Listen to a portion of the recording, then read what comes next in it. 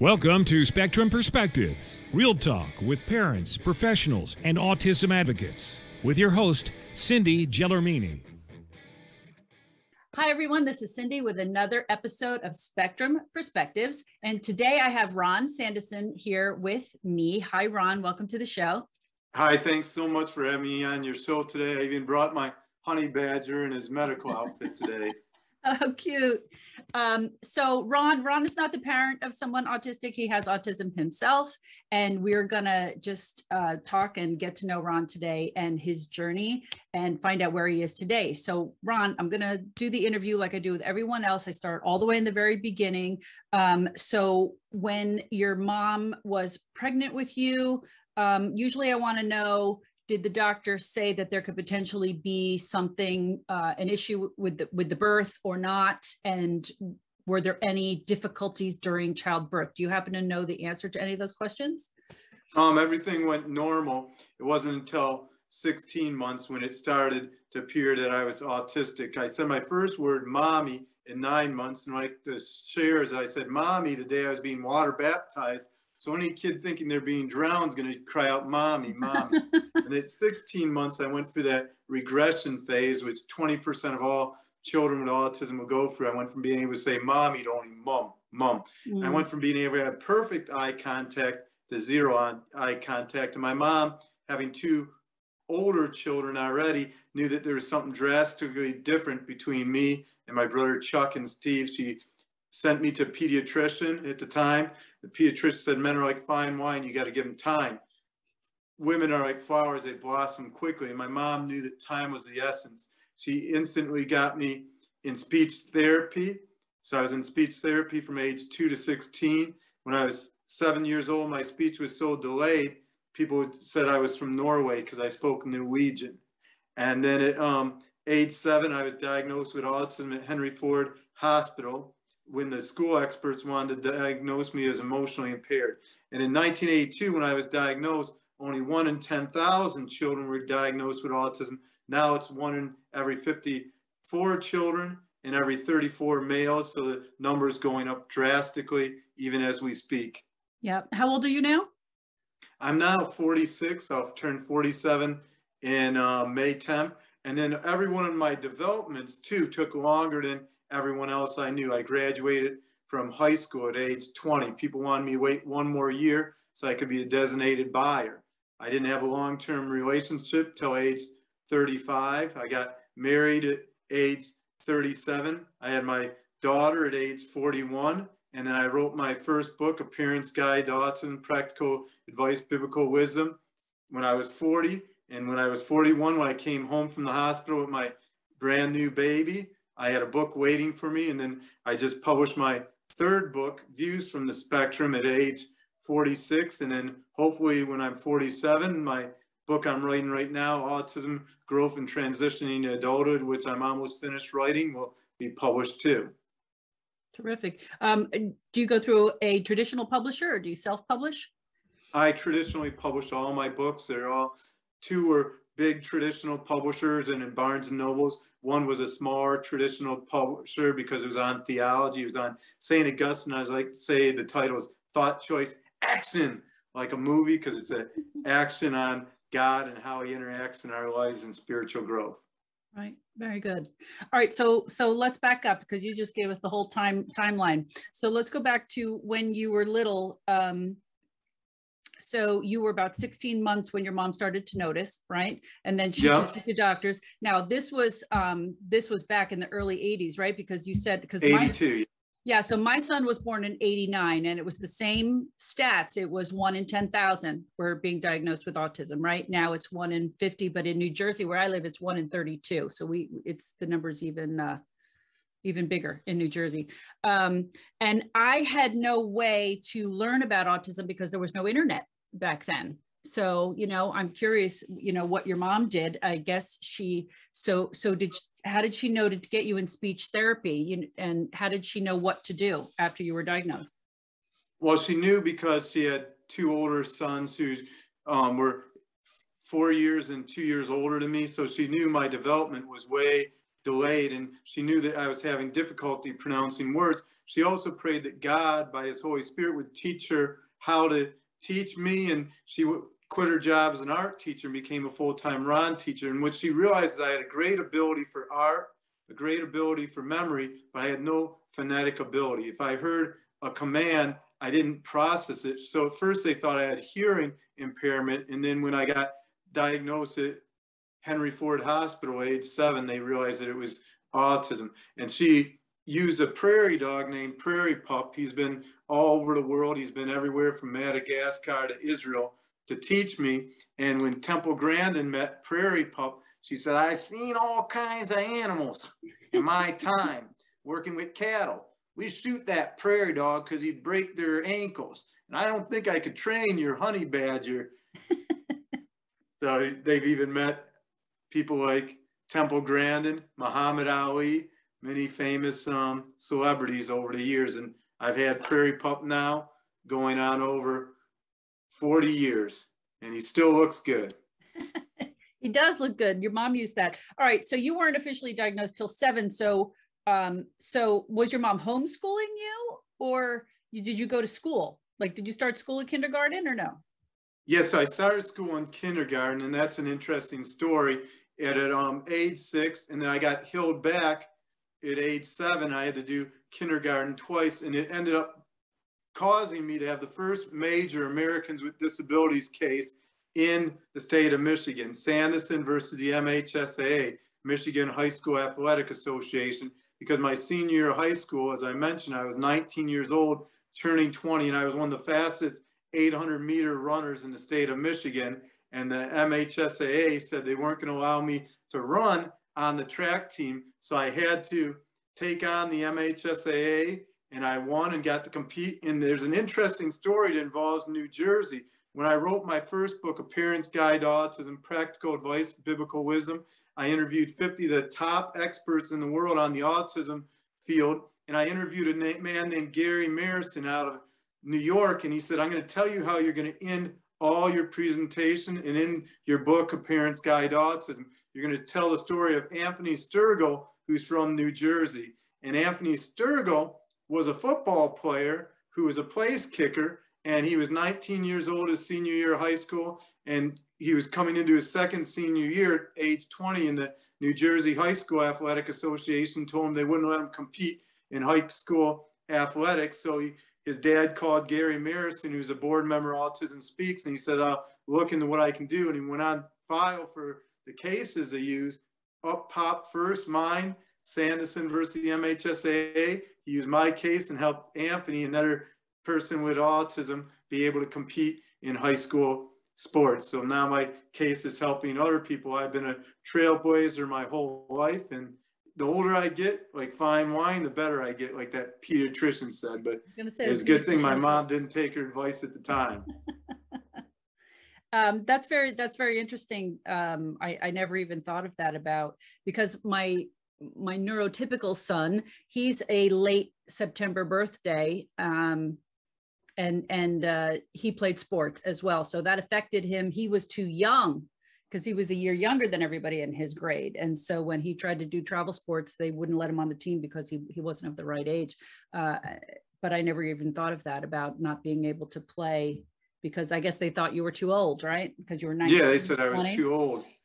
But they never said I was too old for academics, which I think is funny, because you get good grades, you'll get a scholarship. If you're a fast runner or you're good at sports, you get a scholarship. So why is there a difference when it's someone with autism and they're older and it involves academics, but why do they make an issue when it involves sports? When there's because they think you're cheating. I can see there's a difference between an 8-year-old and a 9-10-year-old. You know, they think you're cheating because they're much bigger and stronger, faster, whatever. But at high school, at that point, it doesn't make sense. Yeah, so that's in a 4% difference in. They brought that out in the case when they won. Right. So you were in public school then? You were in just in a regular public school, but playing. I was in special ed till 8th grade. So I was in special ed, and when I began in special ed, they had the 2-teacher rule. They had one at the front of the room, one at the back of the room, just to make sure that you wouldn't escape. And my mom said, "You're not educating kids, you're babysitting." And if he's in this learning situation, the best he's ever going to be is bagging groceries. The best he's ever going to be is a dishwasher, but my son has great talents, and she was inspired by Proverbs 22:29. Do you see man skilled in his labor? He was served before kings and not obscure men. So she was determined to use my art ability to develop those gifts and develop that inner talent that I had.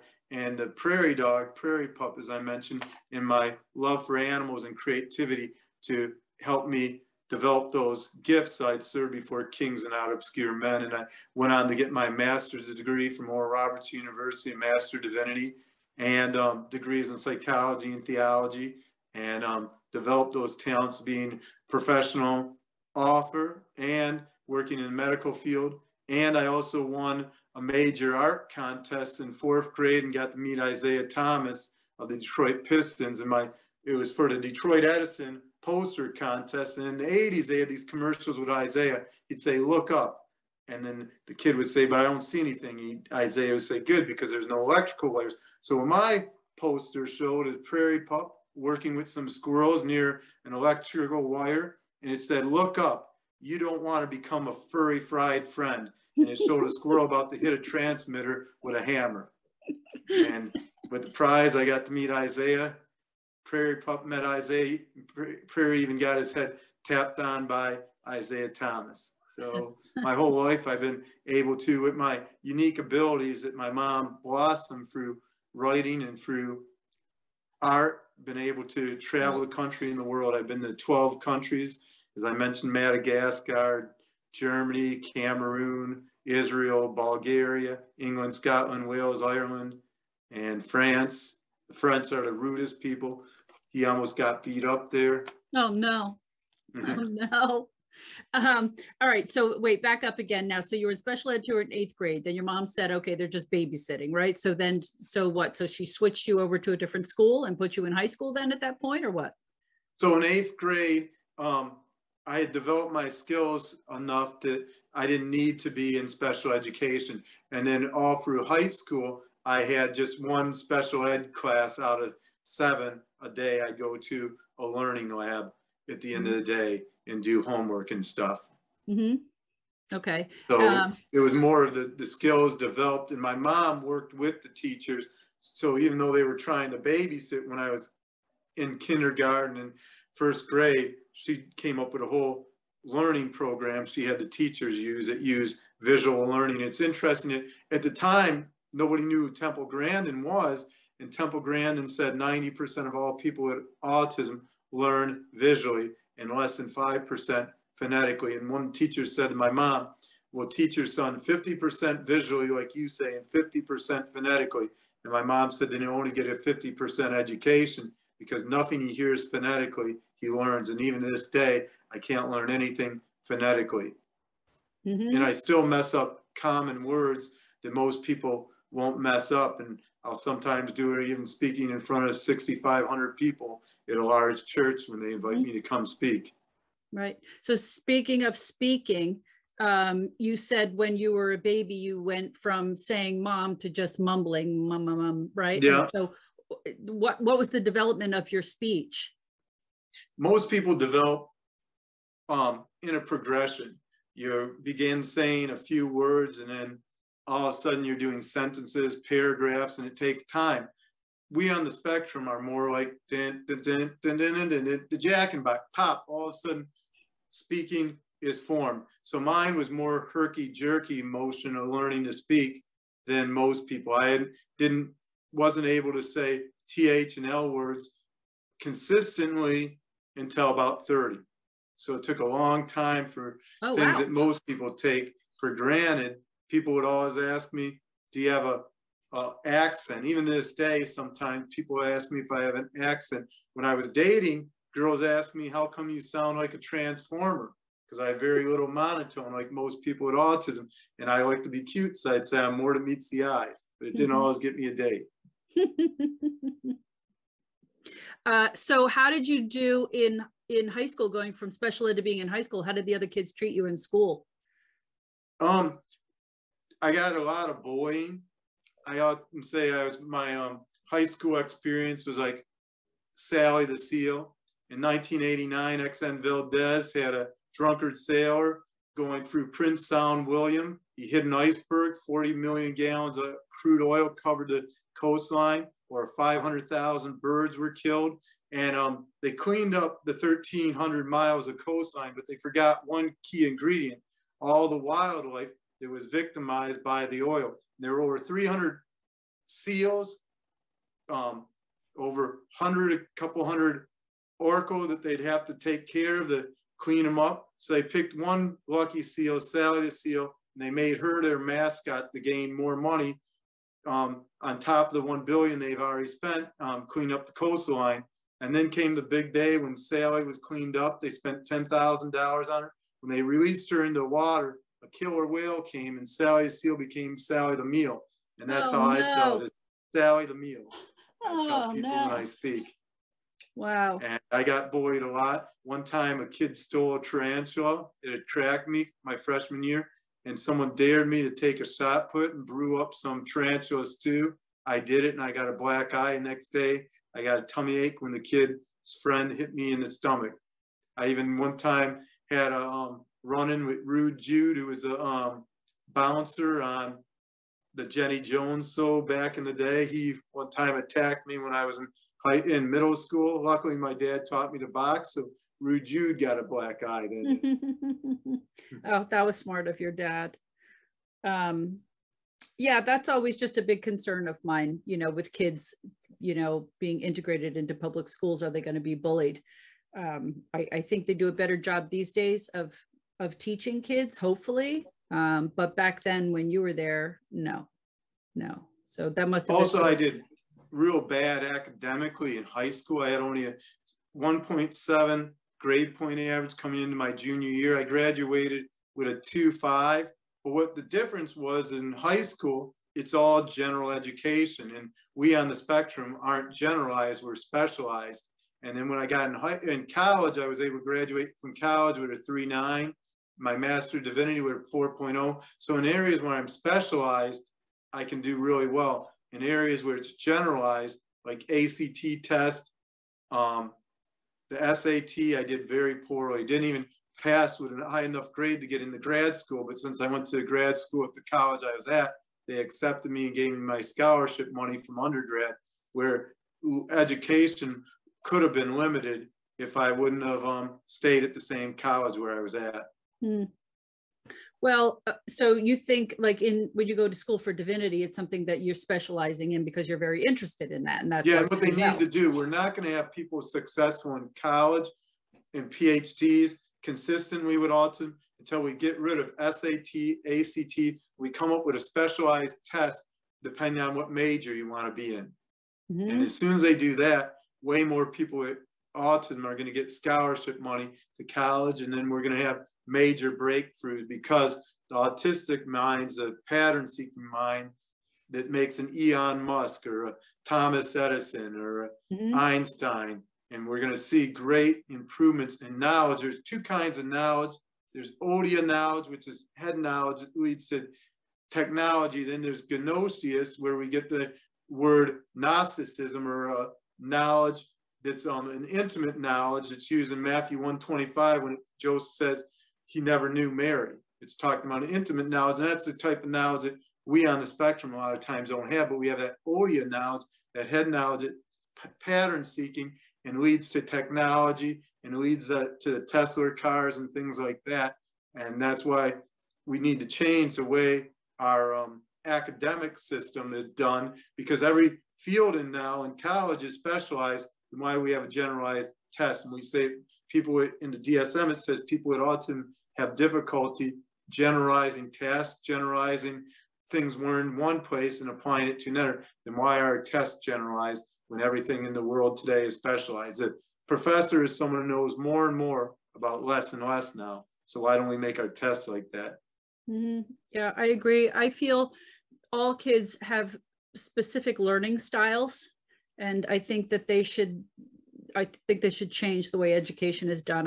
I felt that for a long time, because I'm also a very visual person. I'm an artist, I'm a visual learner, and that's, if I could have gone to a school of performing arts, or, a school for, that would teach visually, I would have done better at school instead of everybody having the same, being taught the same way. We don't all have, there's auditory learners also, you know, and some kids really struggle and yet they have tremendous talent, you know, and then you feel, you know, have terrible self-esteem and you think, you know, have all these awful thoughts that you don't do well when really you have a specialty, you know, that other people don't have. So what do you do for a living now? So I work full-time in the mental health field. I speak at 70 events a year on autism pre-COVID. Hopefully I'll be speaking a lot again. This last year I spoke at maybe 20 events in person and 50 online. I also write books and I work. But you work in a hospital, right? But don't you work in a hospital? Yeah, as a psychiatric care specialist. Oh, really? Okay. So mental health, yeah. Oh, okay. Interesting. Okay. So that's your full-time job. And then you do the speaking gigs as yeah, and I'm a professor. I forgot to say that. Oh, really? Of? Yeah. What? Theology. And I've been doing that for 20 years.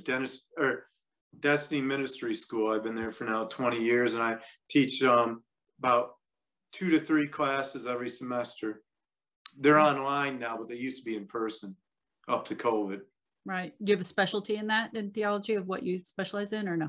Yes, main class I teach is things like Greek, eschatology, Christian apologetics, church history.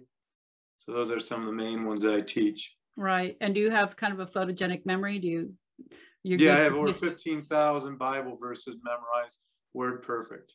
Wow. The one person I ever met who had more memorized died January 18th, 2020, right before COVID, Dr. Jack Van Impe. And I went to his funeral, yes. And he made the New York Times when he died. And I mentored under him and interned under him for summer while I was at Oral Roberts University. Right. So I used to watch Jack Van Impe years ago on Christian television, and he would rattle the scriptures off all the time. Yeah. He'd show like current events and then he'd rattle off the scriptures to Rexel would read them to him, and then so I worked for him. I got to be the only person outside his ministry that could watch his TV show live. And he spent time with me. He taught me how to memorize the verses. And oh, he really? said I was the only person he met in his life who could do the same thing he did. And he said these words. He said, "You're in your 20s. What you're doing now took me in my 30s." So how did he teach you how to do it? So he said you memorize by subject, not by just writing on note cards. So every subject, faith, you write down the verses on faith and they come to your mind. And then you break them down in even smaller subjects like the goodness of God. Psalms 84:11-12. Lord God is son's shield. The Lord bestows favor and honor. No good thing does he withhold from those whose walk is blameless. Oh, Lord God Almighty, bless the man who trusts in you. And then you memorize quotes for him. So when I quoted Proverbs 22:29, do you see man skilled in his labor?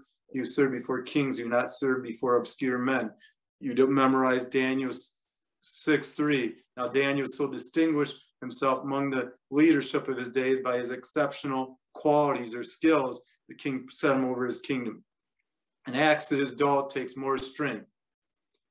Ecclesiastic 10:10. So you memorize all the verses that have to do with that, and you break them into smaller subjects. And then every month you go over them till you have them word perfect, and it becomes a concordance inside of you rather than it random verses. So whenever a subject comes up, Dr. Jack Van Impe has that concordance of the verses right before him, so he's word perfect. You memorize the verse before it, the verse after, so it forces you to be able to know reference perfect, where some people may be able to quote the word, but they won't be reference perfect. But with the concordance, the way Dr. Jack Van Impe did it, you're always reference perfect.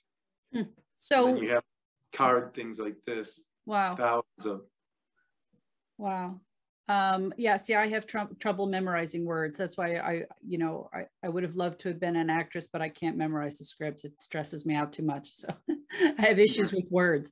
I can remember you, what you're wearing, what we talked about. I'm visualizing the stories as you talk about them, but I'll forget the name, anything that has to do with words. So I always highly admired people that could do that, that could memorize scripture. It's not my gift. Yeah.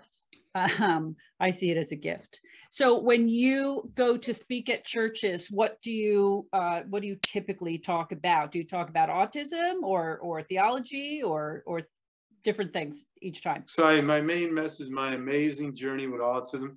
I've spoken at hundreds of churches, and that's my main message. But there's churches where I come and I speak regularly. So then I make new messages on different topics, and I bring in disabilities in those topics. If some of the churches where I've spoken there 4 or 5 times, my main message right now is, what is heaven like? And I talk about how heaven is a place where our relationships reflect Christ, and that people with disabilities we see now and don't necessarily recognize it, some of them will be the greatest in the kingdom of heaven, how Jesus talks about that. So I tailor my message to the church I'm going to, and then I have one main message that I could preach at any time at any church that shares my testimony and shares my story. That's about 45 minutes long. So were you brought up in the church? This was always a part of your life, or did you have a specific moment that you had an awakening? So I grew up in the church, and then I fell away. In high school, I started smoking weed and drinking. And then my junior year of high school, a girl invited me back to church, and I heard the message from Pastor Greg, and I responded to the message, regave my life to God, quit all the things I shouldn't be doing. And I was still running track, but the minute I quit all of those things, God blessed my track, God blessed my academics, and that's when my life really blossomed, and I became a star track runner from that moment forward. And then ended up running the second fastest time in the state of Michigan for the 3200 relay, and got full ride for track and cross country to Michigan Christian College, which is now Rochester University. And then from there, I went on after my first year to Oral Roberts University on an academic scholarship, went on to get my Master of Divinity, and I worked in churches for 4 years. And when the economy collapsed in 2004 in Michigan because of the automotive industry, I began working with troubled youth, and a couple years later, I began doing what I'm doing now, working in the mental health field, which I've been doing ever since. Most of the autistic adults that I speak to, they say that their biggest issue is social skills. Do you think that that's true with you, or like, did you struggle with that? Yeah, I struggled a lot with social skills, but I think my biggest struggle was employment.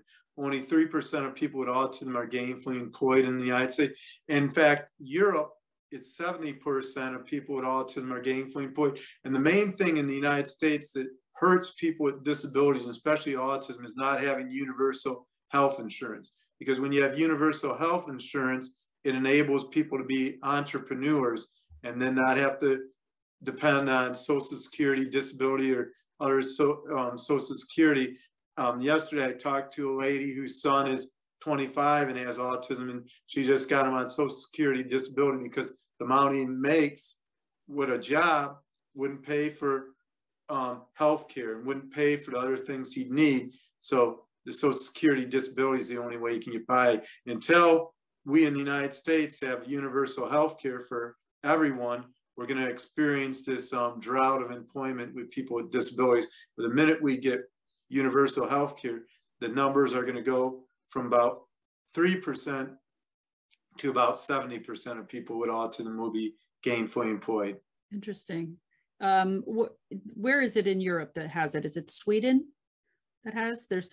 I'm trying to think of the places that have that, the healthcare. It's everywhere in Europe. We're the only industrialized country in the world that doesn't have universal healthcare, and we're ranked 32nd in the world for healthcare quality, and we spend more than triple what every country in the world spends for healthcare. Because it's for profit, we're losing a lot of our good healthcare. A lot of it's due to fraud because of how it's set up, and healthcare was never meant to be for profit. In fact, every hospital network in the United States began nonprofit, and then companies bought them up and then made the different divisions. Yeah, that's a whole other topic. to get into. Yeah. I don't want to get into that. My next No. interview, my next interview is going to be with somebody in the medical field too. So we'll talk more about that with them. But I ask about the social skills though, because you had briefly mentioned dating, and you are married now and have a child. So what was that like, trying to date people with autism? So having autism, dating, I'd ought to say things I shouldn't have said, and I'd be blunt. And one time a girl asked me out, I wasn't interested, and I said, well, I already asked someone out to dance, but she says, no, I asked another girl out because I'm not interested. So I was very honest. I a lot of times go on about my special interests. Sometimes I bore people, not give them a chance to talk. One time a girl was trying to tell me about how her washer broke down, who I was dating at the time, and I went on and on about my stories of that day, that it caused people to think that I was uninterested or I lacked social skills, which I did at that time. Mm-hmm. Did you have to teach yourself social skills? Yeah, so what I did to learn social skill, and I had a good friend named Steve Jones, and he was the Don Juan of the church groups, and all the girls loved him. He's about 6'3", looked like a model, and me and him would hang out, and then I'd watch how he'd interact, and by watching how he interact, I developed those skills. Interesting. So it's not like a class that you take, it's something you had to just No. teach yourself just by watching. Yeah, and they say one of the best ways to teach autistic young adults social skills for dating is a modular approach where they film them interacting, they film other people who do it right, and they show the films and they compare and contrast and have them go over them and see where they're doing the thing different than the other person. Self-awareness is a big part of social skills, which we lack a lot of times on the spectrum. Right. And then how did you meet your wife? So I met my wife on Plenty of Fish. If it was Plenty of Squid, I'd still be single. If there's Plenty of Whale, I might have gotten suffocated. Good. And dating. And did you say on there that you were autistic on the Plenty of Fish? No, I didn't tell her till I started writing my book on it 4 years later. That's when she found out. And wait, where were you in your relationship at that point? And within 4 years? We were already married 4 years. So it was actually 6 years after we met. Oh, so she didn't know? No, I didn't tell her.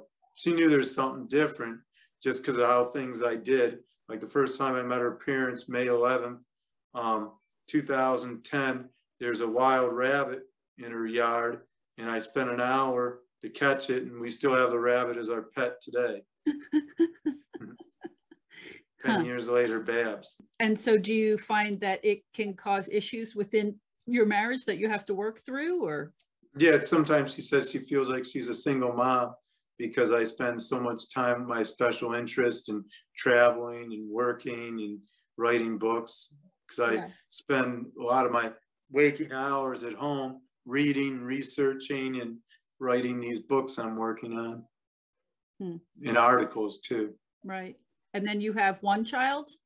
Yeah, just one 5-year-old daughter. She's home from school right now playing with grandma. So my mom comes over here every day I have off, and my wife's working, and she takes care of Michaela while I do my work. And I was writing today on my 4th book I'm working on. I got one more paragraph I got to work on what autistic kids do, or what autistics do when they get in a car accident, how to handle it. So I'm writing on how to drive a car, and part on 20 hindrances to transitioning to adulthood, and number 19 is lack of transportation. So I'm talking about how to drive, how to be able to navigate the road. So you're trying to help other autistic people navigate the world. Yep. Using the skills I gained in interviewing over 50 young adults on the spectrum, and then 50 professionals who work in the autism field. Interesting. Were you concerned when you had a child that they might be autistic as well? No, because it's a daughter. So the odds of her being autistic, if it was a son, it'd be a 5% chance. If it's a daughter, it's less than 1% chance of being autistic. Thing you got to worry with daughters more than sons is borderline, because 75%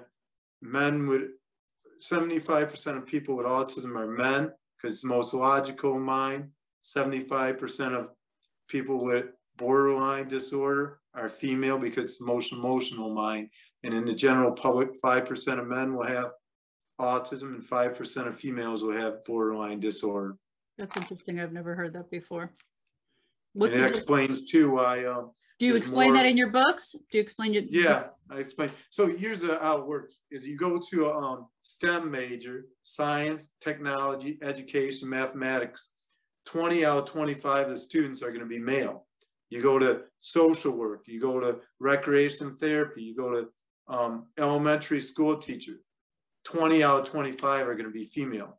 One's the logical mind, one's the emotional mind. So it works out even with things like that.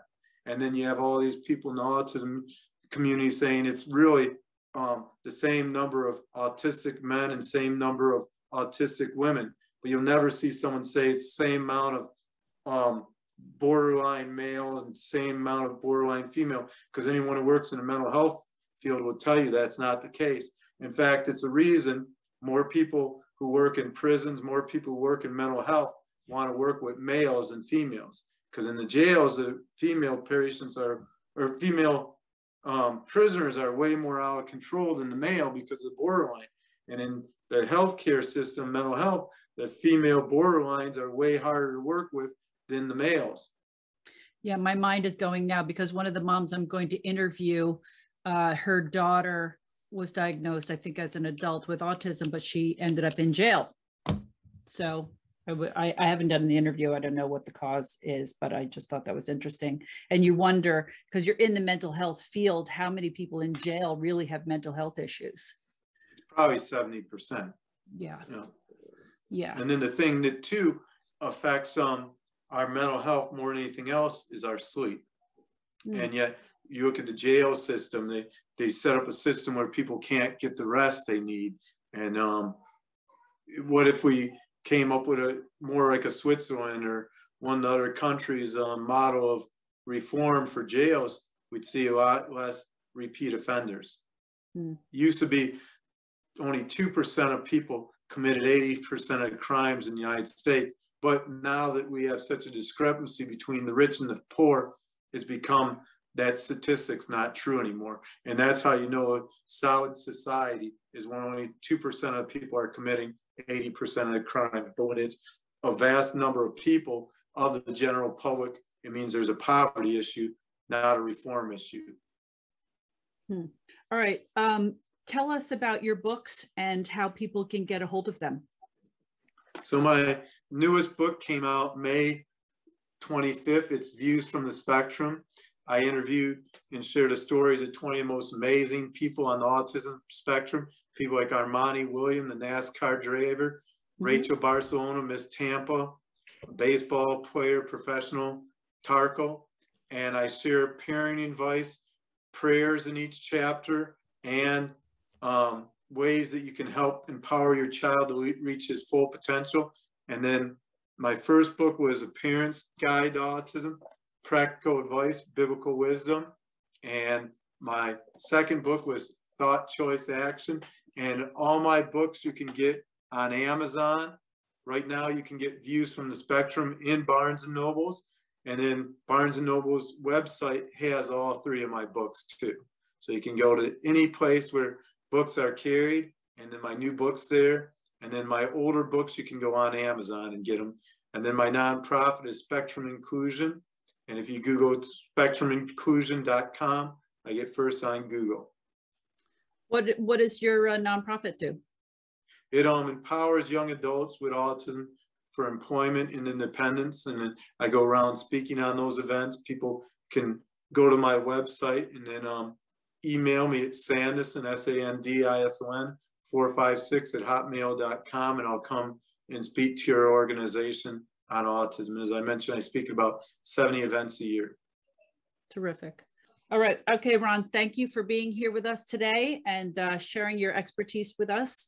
And if you want his book or you would like him to come speak, you have his contact information, and go out and call Ron and email him and get his books.